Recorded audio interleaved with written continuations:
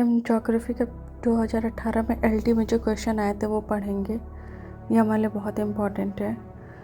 आज हम इसके 30 क्वेश्चन करेंगे और after 30 rest of second video में करेंगे। ये 29 जुलाई 2018 को जो एग्ज़ाम हुआ था उसमें आया हुआ है ज्योग्राफी का एलटी ग्रेड का एग्ज़ाम है। अभी एग्ज़ाम होने वाला है और ये हमारे लिए बहुत महत्वपूर्ण होगा। चलिए इसका स्टार्टिंग करते हैं। पहला क्वेश्चन इसका है ज्योग्राफी का, निम्नलिखित में से कौन सा युग्म सुमेलित नहीं है। तो ये आप सब जानते हैं, केंद्र स्थल का सिद्धांत, औद्योगिक स्थल सिद्धांत, इसमें से आपका डी सुमेलित नहीं होगा। चलिए नेक्स्ट क्वेश्चन की ओर देखते हैं। ये आपके इसके एक्सप्लेनेशन दिए हुए हैं, आप भी देख सकते हैं। और हमें इस तरीके से अब देखना है कि बस क्वेश्चन हमारे माइंड में रहे। तो ये सारा आपने देख लिया, केंद्र स्थल का सिद्धांत किसका है और ये सारे सिद्धांत। चलिए नेक्स्ट क्वेश्चन पे। यह है सेकंड क्वेश्चन। यदि एक अधिवासों के समूह का निकट पड़ोसी अनुपात 1.74 है तो वितरण का प्रतिरूप होगा। इसका सही जवाब आपका होगा बी, लगभग समरूप। ये जब किसी अधिवास के समूह का निकटतम पड़ोसी अनुपात 1.74 होता है तो इसे बनने वाला प्रतिरूप लगभग समरूप होता है। इसका मान 2 से अधिक नहीं होगा। ये आपका यानी कि यूनिफॉर्म प्रतिरूप ही पाया जाता है। चलिए नेक्स्ट क्वेश्चन की ओर। जनांकीय संक्रमण सिद्धांत के निम्नलिखित अवस्थाओं में से कौन सी अल्प विकसित विकास की अवस्था को प्रदर्शित करती है। तो इसका सही आंसर हो जाएगा ऑप्शन ए, प्रारंभिक विस्तार अवस्था। प्रारंभिक विस्तार अवस्था विकास की अवस्था को प्रदर्शित करती है। जनांकीय संक्रमण सिद्धांत से बहुत क्वेश्चन आते हैं, ये क्वेश्चन इम्पॉर्टेंट है काफ़ी। ये इसका एक्सप्लेनेशन दिया हुआ है। चलिए, जनांकीय संक्रमण सिद्धांत की प्रारंभिक विस्तार अवस्था को अल्प विकास की अवस्था के रूप में प्रदर्शित किया जाता है। चलिए नेक्स्ट क्वेश्चन की ओर बढ़ते हैं। क्वेश्चन नंबर 4 की ओर आगे। ये क्वेश्चन नंबर 4, निम्नलिखित में से दक्षिण पश्चिम एशिया का कौन सा देश 2017 में सबसे घना बसा हुआ था। 2017 के अकॉर्डिंग देखा जाए तो ऑप्शन सी यानी कि संयुक्त अरब अमीरात सबसे जो है सघन बसा हुआ देश है। क्वेश्चन नंबर 5, निम्नलिखित में से कौन सा प्रशांत सांस्कृतिक परिमंडल से संबंधित नहीं है। इसका सही जवाब आपका हो जाएगा डी, मैले परिमंडल। साथियों इसमें ध्यान रखिएगा क्योंकि नहीं दिया हुआ है। अक्सर हम क्वेश्चन गलत कर देते हैं हाँ और ना के चक्कर में। यहाँ पे नहीं दिया हुआ है, ये विशेष ध्यान रखना है। तो ये आपका सांस्कृतिक परिमंडल से संबंधित नहीं है। और इसमें देखा जाए तो 3 प्रमुख हैं जिनको बांटा जाता है। जैसे आपका होगा मेलोनेशिया, पोलिनेशिया और आप इसमें देखेंगे माइक्रोनेशिया, जो कि 3 पार्ट में डिवाइड किया गया है। चलिए नेक्स्ट क्वेश्चन की ओर बढ़ते हैं। क्वेश्चन नंबर 6, निम्नलिखित में से किस जनजाति की उत्पत्ति उत्तर प्रदेश के तराई प्रदेश में हुई है। इसका सही आंसर है डी। ये क्वेश्चन बहुत बार आ चुका है और मोस्टली बहुत इम्पॉर्टेंट भी है। थारू जनजाति उत्तर प्रदेश के तराई प्रदेश में स्थित है। थारू सूअर और मुर्गे पालन के साथ साथ कृषि भी करते हैं और ये हिंदुओं के लगभग सभी त्योहारों को अपना ही मानते हैं, मतलब सभी मनाते हैं। क्वेश्चन नंबर 7, निम्नलिखित में से किन शासित प्रदेश में 2011 में सर्वाधिक साक्षरता दर रही है। इसमें सबसे ज़्यादा आपको हो जाएगा लक्षद्वीप में। लक्षद्वीप में साक्षरता सबसे अधिक थी। अगर 2011 की जनगणना ही हमें याद करनी है अभी तो, क्योंकि रिसेंट जनगणना का कोई अभी मतलब नहीं, क्योंकि हमारे एग्जाम में से पूछा जाएगा। चलिए नेक्स्ट क्वेश्चन की ओर। कुल जनसंख्या तथा इसका ऑप्शन ए हो जाएगा। ये लक्षद्वीप मैंने इसका बताया 2011 का। चलिए नेक्स्ट क्वेश्चन की ओर बढ़ते हैं। क्वेश्चन नंबर 1, कुल जनसंख्या तथा कुल कृषि क्षेत्र में अनुपात को कहते हैं। ये मोस्ट इम्पॉर्टेंट क्वेश्चन है। ये मोस्टली हर पेपर में आते हैं और 3 पेपर है जिसमें भी क्वेश्चन ना पूछा जाए। इसका ऑप्शन हो जाएगा डी, कायिक घनत्व। कायिक घनत्व होता है कुल जनसंख्या अपॉन कुल कृषि भूमि।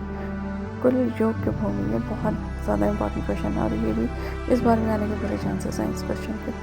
निम्नलिखित में से कौन सा स्वर्णिम चतुर्भुज से जुड़ा नहीं है, इसे इसका ध्यान दीजिएगा, इसमें नहीं पूछा हुआ है। तो इसमें हो जाएगा आपका नागपुर, बाकी आपका बेलगांव, गुंटूर और सूरत में आपका जुड़ा हुआ है। और ये नागपुर है जो आपका नहीं जुड़ा, ये भी इम्पोर्टेंट है क्योंकि मुझे ये बहुत कॉमन क्वेश्चन है और ये कहीं ना कहीं किसी न किसी एग्ज़ाम में ज्योग्राफी ये सब तो मोस्ट फेवरेट क्वेश्चन होते हैं कि ये तो आपसे पूछा ही जाता है। तो ये आपका हो जाएगा आगे। ये आपका फिगर दिया हुआ है कि किसको जोड़ती है स्वर्णिम चतुर्भुज वाली योजना, इसको आप एक बार डिटेल में देख लीजिएगा। चलिए नेक्स्ट क्वेश्चन की ओर बढ़ते हैं। तो हमारा क्वेश्चन 14, नाथुला दर्रा अवस्थित है, ये आपका हो जाएगा सिक्किम में। मोस्ट इम्पॉर्टेंट क्वेश्चन, दर्रे से क्वेश्चन तो 100% कि यहाँ नहीं है, आपको सारे दर्रे याद होने चाहिए।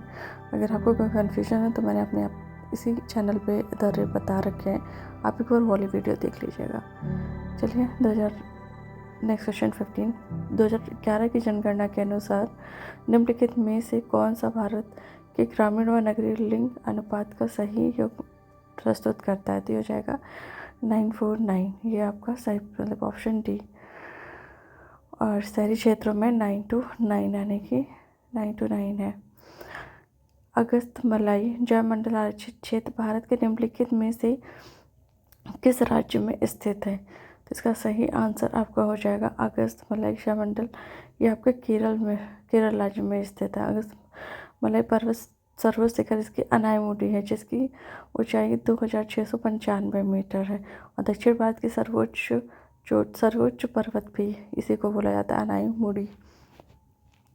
निम्नलिखित में से कौन सा अवध मैदान की प्रमुख नदी है, यह आपकी हो जाएगी अवध मैदान की प्रमुख नदी, ऑप्शन बी घाघरा। अवध मैदान की प्रमुख नदी, ये क्वेश्चन भी बहुत बार रिपीटेड है हर जगह, मतलब काफ़ी जगह भी क्वेश्चन आया हुआ है।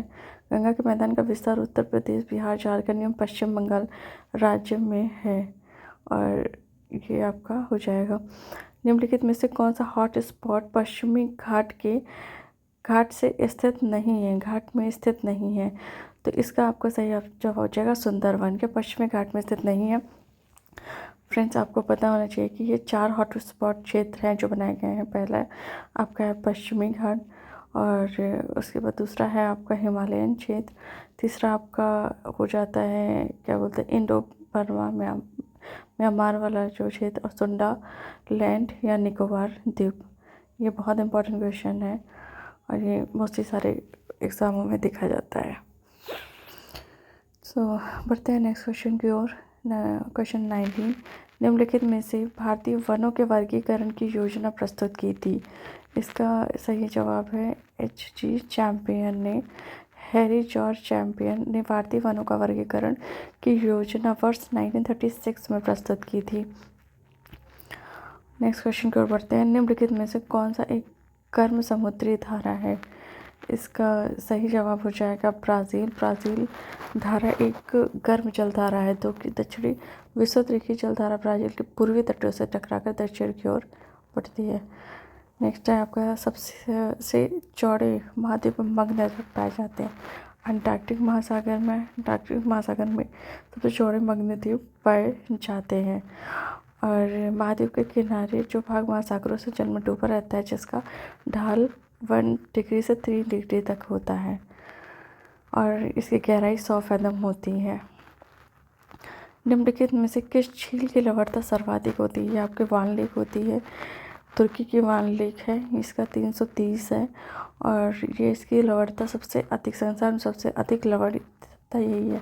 और इसके बाद आपका अमृत सागर आ जाता है जिसकी लवणता 238 होती है और ये क्वेश्चन खैर बहुत इंपॉर्टेंट है, ये आपको इसका ये याद होना चाहिए, ये भी डायरेक्ट हमेशा पूछता है इस क्वेश्चन का। और ग्रेट सॉल्ट लेक उसके बाद आपका है 220 है जिसकी लवणता फर्स्ट सेकंड थर्ड तीनों आपका यही है। उसके बाद फिर आपका नेक्स्ट क्वेश्चन है आपका 23rd, निम्नलिखित में से कौन सी धारा उत्तरी गोलार्ध में दक्षिण से उत्तर की ओर प्रवाहित होती है।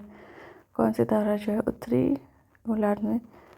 इसका आपका 23 नंबर का हो जाएगा बी, क्रोएशिया धारा जो होती है वो आपके प्रशांत महासागर में अवस्थित है, जो कि उत्तरी गोलार्ध में दक्षिण से उत्तर की ओर प्रवाहित होती है।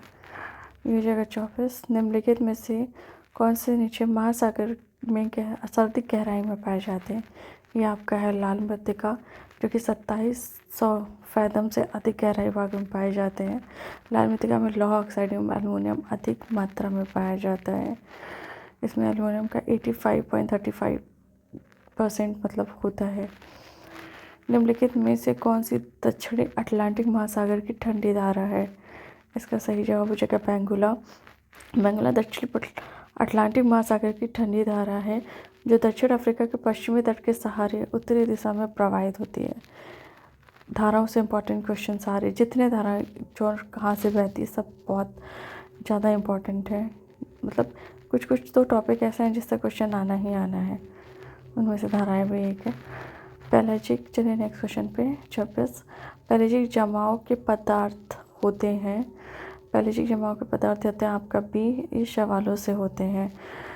गहरे सागर में उपस्थित शैवाल के अवशेष को सम्मिलित किया जाता है, जो पंख के रूप में पाए जाते हैं। इन्हें उच्च कहा जाता है। चूना तथा सिल्का की मात्रा को दो भागों में बांटा गया है। इसमें आपको चूना प्रदान हो जाए और सिल्का प्रदान हो जाए। नेक्स्ट क्वेश्चन, किस ग्रह का कोई उपग्रह नहीं है? तो बहुत अच्छे क्वेश्चन है। ये है आपका शुक्र, जिसका कोई उपग्रह नहीं है।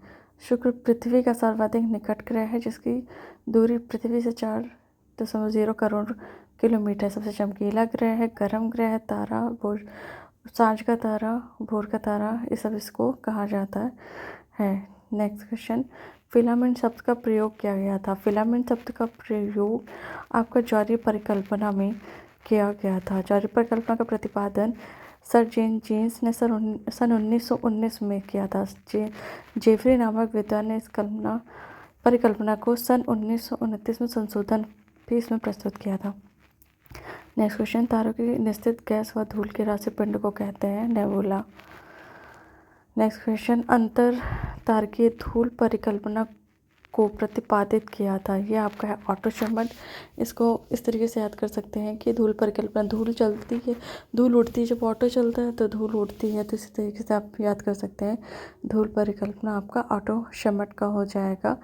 और इसका प्रतिपादक ऑटो शर्मट इन्होंने 1943 में किया था, इस परिकल्पना को दिया था। इसकी विशेषता इन्होंने ग्रहों की परिकल्पना गैस और धूल कणों से मानी है। ये भी इंपॉर्टेंट क्वेश्चन, ये भी काफ़ी रिपीटेड है। Thank you for watching friends.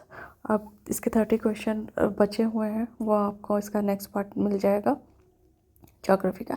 इसी तरीके से पॉलिटी के भी जो है 30 क्वेश्चन है वो भी करेंगे, और उसके बाद जीएस के क्वेश्चन इसके करेंगे। Thanks for watching.